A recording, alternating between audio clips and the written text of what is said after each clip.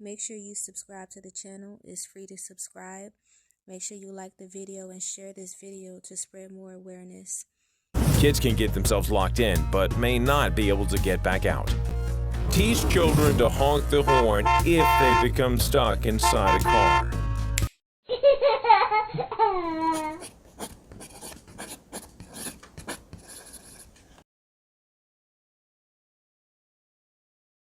About a case involving a 3-year-old boy who died Tuesday after he was left in a hot car for hours. Now, this toddler was in the care of a contract employee with Alabama's Department of Human Resources, the state's Child Protective Services agency. CNN's Rafael Romo has more. Rafael? Victor, the day the 3-year-old boy, identified as Torrius Starks, was allegedly left strapped inside the car, was humid with temperatures ranging from 93 to 96 degrees during the 5 hours in the afternoon he was left alone. According to our own CNN meteorologists, those temperatures felt like 101 to 105 degrees with heat index values, not only considering the car the boy was in direct sunlight, as the family's attorney claims. According to officials and the family's attorney, a worker employed with a company contracted by the Alabama Department of Human Resources picked up the boy, who went by KJ, from daycare at 9 in the morning on Tuesday for a supervised visit with his father. The visit, they say, ended around 11:30 a.m. But instead of returning the boy to the daycare, the family's attorney says the contract worker made several personal errands with KJ buckled in a car seat in the back of her car. The attorney says the worker finally returned home by 12:30 p.m., parking her car and leaving the 3-year-old boy strapped inside the vehicle with all windows up and the car engine off. It was not until 5 hours later, Victor, around 5:30 in the afternoon, when the worker received a call from the daycare asking why the boy had not been returned, that she apparently realized what had happened. This according to a timeline the attorney provided. 911 was called and KJ was pronounced dead at 6:03 p.m. This woman who had the responsibility of transporting this boy picked him up from his supervised visit with his father. She went and bought groceries. She went home. She went to a tobacco shop, and then she went back home again, parked her car, and went inside her home and left this toddler in the car. It's important to teach these toddlers, teach the babies as they are learning to walk, learning to speak. It's important to teach them how to use a car horn, because KJ was the 16th child to die this year in a hot car, the 16th child. So teach your children how to use a car horn just in case someone leaves them in the car. This is how the boy's father told CNN affiliate WBTM he will remember his son. Small, brilliant, bright little child. I'm talking about, when I say yeah, respectful. I'm talking about knew how to count, knew his colors, 3 years old. Knew all the animals. I'm talking about, he was very intelligent. Yes, he was, bro. He was real nice and all that. Like, he was just joyful.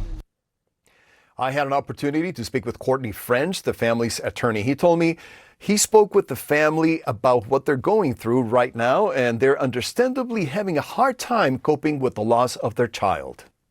CNN also obtained a statement from the Alabama Department of Human Resources. A child in DHR custody, the statement reads, was being transported by a contract provider when the incident occurred.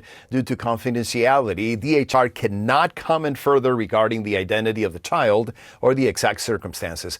According to Kids and Car Safety, an organization dedicated to raising awareness about the dangers of hot cars for children and pets, this is the first hot car death to occur in Alabama this year and the 16th nationwide. 3-year-old left in a hot car for hours. It is tragic. WVTM 13's Bryce Oslin is live at BPD headquarters. Bryce, police say the little boy was in DHR's custody when this happened. Yeah, the Birmingham Police Department say they were called to the Spring Lake area after he was found by first responders. His father says it was routine for him to be picked up by the Department of Human Resources, but he never would have thought that one of those rides would be his son's last. This is how Torrius Starks Jr. remembers his 3-year-old son. Torrius Starks Jr. was found dead hours after being left in a hot car. I know in between 11:30 and 12 o'clock, I'd say 12:15, he should have been back at the daycare. Police say a contract worker with the Alabama Department of Resources left the child unattended on Pine Tree Drive. Like when he leave me, he's supposed to go right back to the daycare. The Alabama Department of Human Resources says the employee has been terminated. His foster parent drops him off at daycare. The transporter of DHR picks them up from daycare and then bring him to the DHR building in Bessemer to have supervised visitation. The Starks family wants the worker to be held accountable beyond losing their job. Because it was neglect. I feel personally that he was neglected, and that's the true cause of his death. Starks Sr. says he hopes to uplift his family by remembering his son's life. Yes, man. I'm talking I knew how to count, knew his colors, 3 years old.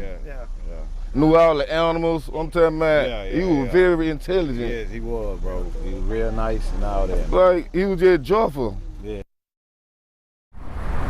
And BPD say the worker in question is cooperating with their investigation. No word if any charges will be filed. And while researching the facts of this case, we have been unable to identify any mugshots or any arrest records for the woman who was transporting KJ for the 5 hours that he was in a hot car on a day that was 103 degrees outside. It felt like 103 degrees outside.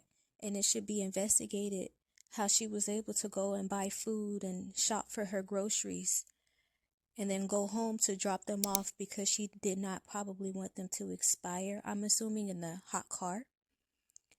And then she left and went out again and went shopping for tobacco. But she left this 3-year-old in the car and hasn't been arrested yet. Now let me show you how quickly a car heats up. First of all, heat comes from the sun in the form of shortwave radiation. It gets spread out by longwave radiation. In this case, the heat goes into the car and goes out. So let's say the temperature is 80 degrees outside. The temperature outside and inside the vehicle is the same. But now what I'm going to do is I'm going to shut the door. The long wave radiation gets trapped and can't escape. This makes the car act like an oven. In 10 minutes time, the car heats up 19 degrees. So imagine if it's 90 outside or 100. It's 109 or 119 in just 10 minutes. Now in 20 minutes in 80-degree temperatures outside, it's 109 degrees inside the car. Our bodies have a difficult time cooling itself when the temperature is above 105, and children's bodies heat up 5 times faster than adults. This situation has now become deadly. In 30 minutes, it's now 114 degrees in the car. Now, some of us think that cracking the car window lowers the temperatures, but it doesn't. The long wave radiation can't escape fast enough. In 40 minutes, it's now 118 degrees. And in 50 minutes, it's 121 degrees inside the car. Talk about just how hot it can get inside a car. Take a look when we have an outside temperature of about 95 degrees. You've got the windows rolled up, that car's sealed up, and you know the heat magnifies inside that car. It's like a greenhouse effect where the sunlight comes in, warms up the interior, and that hot air can't escape. After 10 minutes, 114 degrees. That's how warm it can be. After 30 minutes, up to about 124 degrees. And then if it sits there closed up for an hour at 95 degrees outside, it could get up to 142 degrees inside that sealed up vehicle. If it sits there closed up for an hour at 95 degrees outside, it could get up to 142 degrees inside that sealed up vehicle. So some important things to remember. You don't want to leave things in your car when it gets this hot. Some of the things that you might not think about, any of your electronics can be damaged by that excessive heat. Water bottles, the plastic can start to break down. That can be an issue. Sunscreen, you want to get that out of your car as well. Any medications, food or drink that you have, and that includes pet food as well. Got to get them out of the cars on these super hot days, along with combustible things like lighters. You think about that lighter fuel, that can be a big problem when temperatures get this hot inside the car. Then you think about this beach gear. you know, you leave a wet swimsuit or wet towels inside a closed up thing, it starts to get a little funky smelling. Well, when it's really, really warm, those wet items become a breeding ground for bacteria. Obviously, you don't want to leave plants in a closed up car with that kind of heat. Even flashlights with the batteries can create huge problems. Before you lock. On a sunny 85-degree day, the inside of your car can reach nearly 119 degrees in just 30 minutes. This has to do with the type of radiation that is being emitted. The sun emits visible light in the form of short wavelengths. These wavelengths can pass through glass windows and get absorbed by the car's interior, causing it to heat up and warm the air in the car. The interior, however, emits long-wave radiation. These wavelengths cannot pass through windows. Therefore, the radiation gets trapped inside and accelerates the warming. If you see a child or pet left in a car, don't wait for the driver to get back. Call 911 immediately, and they'll give you instructions. If the child or pet is unresponsive, remove them from the vehicle by any means necessary. Never leave a child alone in the car, not even for a minute. Open the back door every time you park. To remind you, put something you need back there to start your day, like a handbag or employee badge. Keep vehicles locked even when in the driveway or garage. Kids can get themselves locked in, but may not be able to get back out. Teach children to honk the horn if they become stuck inside a car. These are just a few things you can do to prevent the risk of hot car deaths. Around 5:30 p.m., the daycare called this transporter and asked her about the whereabouts of KJ. And he was strapped inside of the car with the windows up, tinted windows up at that, and the ignition off and all 4 doors closed. This department is the state's version of Child Protective Services. And this sweet little boy, Torrius, also known as KJ, was only in the custody of a transporter. This woman, who has been unidentified yet, was only responsible for transporting this child. Now, Alabama State Senator Marika Coleman, who is a Democrat, made a statement saying, "We need answers and we may need to examine state law to make sure this never happens again." And she also added that she was devastated about the death of this toddler. Alabama State Representative Ontario Tillman, also a Democrat, stated that his initial reaction was shock and confusion, stating how and why did this happen. And again, there has been no arrest made in the death of Torrius Starks, also known as KJ, who was 3 years old when he was left in a hot car for 5 hours to die. Exactly 1 week after KJ's untimely passing, there was a heat wave along the entire East Coast.